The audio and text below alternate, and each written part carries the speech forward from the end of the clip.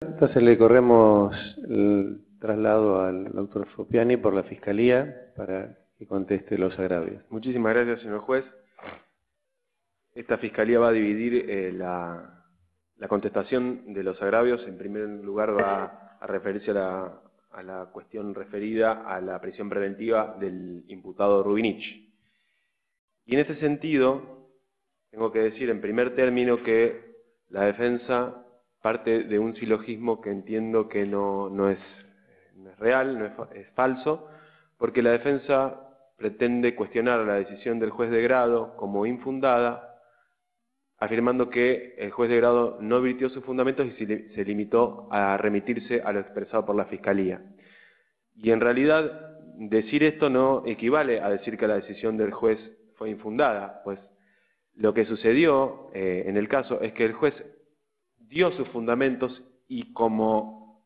digamos, relleno de esos fundamentos se basó en lo que había afirmado la Fiscalía. Si vemos en el caso concreto, esta es una forma que no vulnera ningún derecho de la defensa porque permite perfectamente entender por qué el juez decidió de la forma en que lo hizo, y eso es en definitiva lo que permite a la defensa ejercer su derecho a cuestionar incluso la resolución. Es decir, la defensa sabe perfectamente por qué el juez consideró acreditados los lineamientos referidos a la prisión preventiva, porque el caso es tan sencillo que al juez le bastó con remitirse a lo que había mencionado momentos antes la Fiscalía. Es cierto que en una resolución de un proceso inquisitivo por escrito podría cuestionarse una sentencia judicial que se remite a los argumentos de la Fiscalía. Podría decirse que esa resolución no es autosuficiente, que no permite cuestionar los argumentos dados para vertir el razonamiento del juez. Pero en el sistema acusatorio y en este nuevo sistema oral, la intelección del razonamiento del juez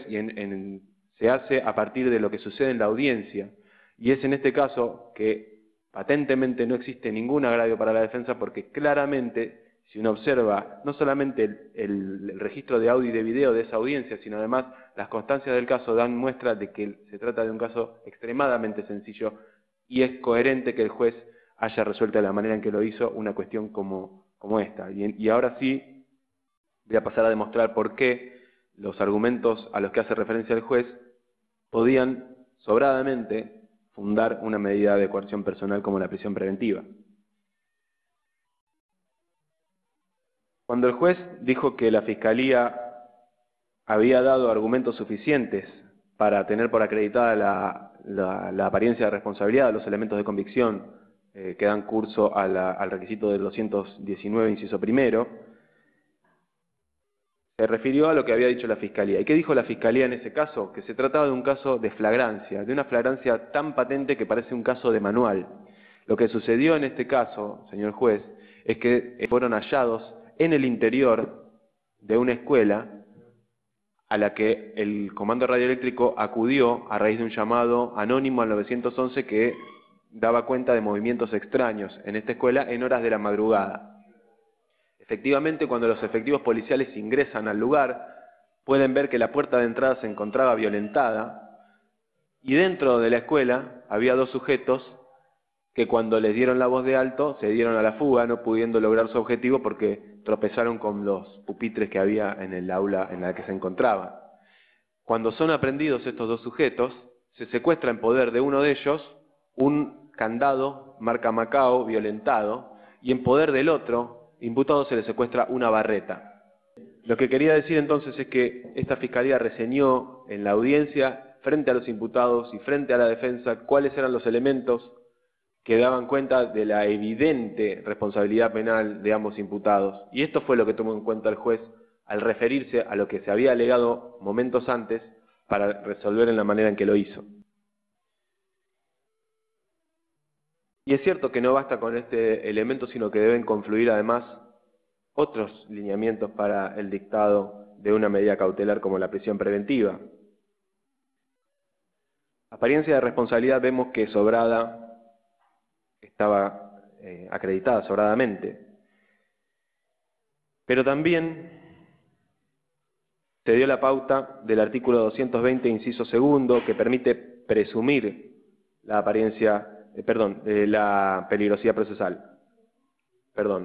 Hay presunción de peligrosidad procesal por el artículo 220, inciso primero, y el artículo 220, inciso segundo. El artículo 220, inciso primero, habla de que la magnitud de la pena en expectativa permite presumir la peligrosidad procesal. Es decir, que bien como afirma la defensa, si bien es deber del Estado el acreditar concretamente cuáles serían los supuestos de peligrosidad procesal para la procedencia de una medida cautelar de prisión preventiva, en este caso la ley misma ya hace una interpretación auténtica de cuál podría ser una pauta de peligrosidad procesal, y esto es la existencia de una pena en expectativa de importancia. Pero no solamente la presunción de peligrosidad procesal en cuanto a que espera al señor Rubinich una condena efectiva debe ser tenida en cuenta y fue tenida en cuenta por el juez, sino que además existe en el inciso segundo del artículo 220 otra pauta de peligrosidad procesal presumida por la ley y que se da en el caso concreto, que es la importancia del daño a resarcir y la actitud que el imputado adoptara voluntariamente frente a él. Y en este caso concreto se afirmó en la audiencia imputativa que la pena en expectativa, ya de entrada, que iba a solicitar esta fiscalía se iba a alejar sensiblemente del mínimo de la escala penal porque se trató de un hecho especialmente grave. ¿Y por qué se trató de un hecho especialmente grave? Porque se atentó contra el patrimonio público intentando robar en una escuela, pero no cualquier escuela, sino que el propio reconoció que se trata de la escuela pública a la que acude su hijo.